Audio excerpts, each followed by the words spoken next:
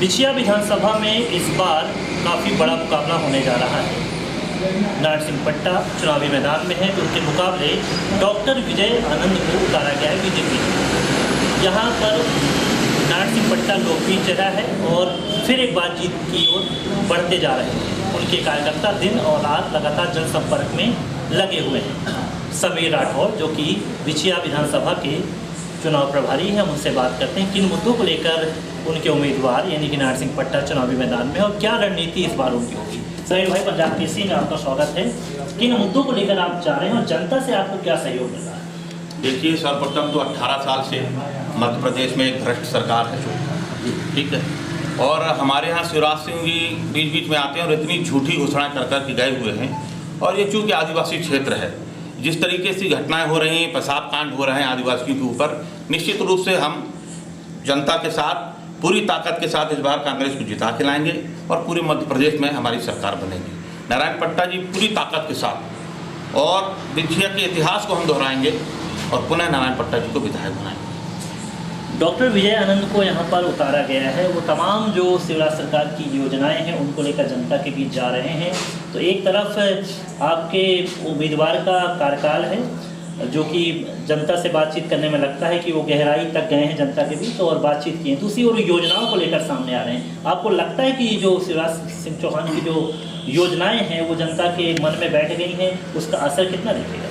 नहीं, उसका कोई असर नहीं दिखेगा। दूसरी बात, ये जो प्रत्याशी उन्होंने उतारा है बाहर का प्रत्याशी है और उसको तो ये भी नहीं मालूम कि बिछिया विधानसभा का इलाका क्या क्या है।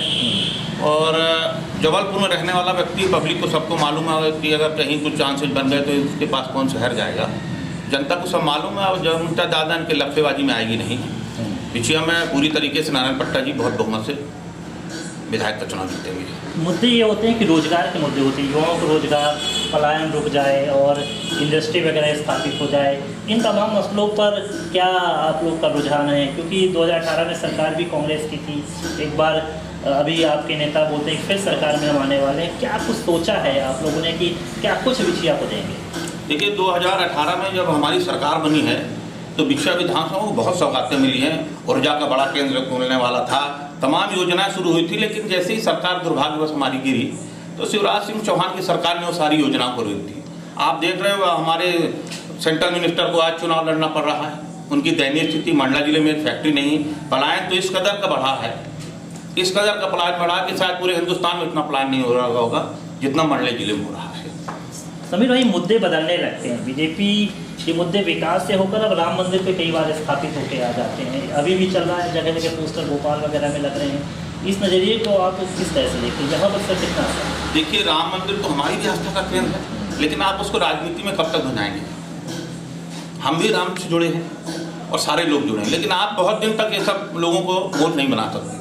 धर्म अपनी जगह पर है, राजनीतिक व्यवस्था और देश चलाने की व्यवस्था अपनी जगह पर है, और इसका सब रुझान आपको इन चुनाव में दिखेगा, लोकसभा चुनाव में दिखेगा।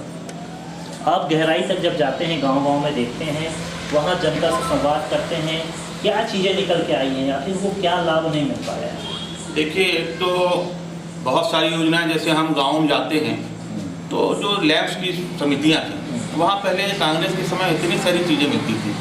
आज उन्होंने इतना संकुचित कर दिया, इतना थोड़ा सा सामान केंद्र कर दिया है कि जो गरीब 2-4 रुपये में जो चीज़ें ले पाता था, आज उसके लिए हज़ारों रुपये लगाना पड़ रहा है। इतने दलाल हो गए हैं गांव-गांव। आज इनके जो मैट हैं, ये सब, ये आधा पैसा तो खा जाते हैं, इनके अधिकारी आधा पैसा खा जाते हैं, वो पूरा प्रदेश जान रहा है। इसका असर सब आपको नज़र आएगा, आपकी सब मीडिया में भी नज़र आएगा सारी चीज़। आप भी घूम रहे होंगे, पूरे प्रदेश में स्थिति दिख रही है।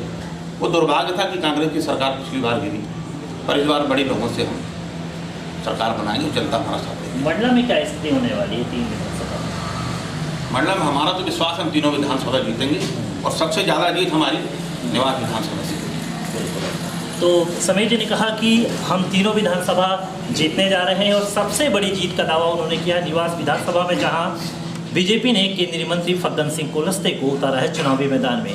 यानी कि विश्वास से लवरेज है कांग्रेस पार्टी और ज़मीनी स्तर पर भी देखा जा रहा है। तमाम जो कार्यकर्ता हैं लगातार ज़मीन पे हैं, बातचीत कर रहे हैं, जनता संवाद कर रहे हैं। यहाँ तक हम उम्मीदवार जो यहाँ के हैं विजय विधान नारसिंहपट्टा को तलाश रहे हैं कहाँ मिले, लेकिन वो जंगलों में भी लगातार जो गांव है वहाँ जनसंपर्क कर रहे हैं, जनता संवाद कर रहे हैं। और समीर भाई से हमने कार्यालय में चर्चा की, तो ये जिस तरह से इनकी रणनीति है, जनता से बातचीत का सिलसिला है, वो कहीं ना कहीं कॉन्फिडेंस दिखाता है कि चुनावी मैदान पे कांग्रेस काफ़ी ताकतवर तरीके से विजय विधानसभा में उभर कर सामने आ रही है।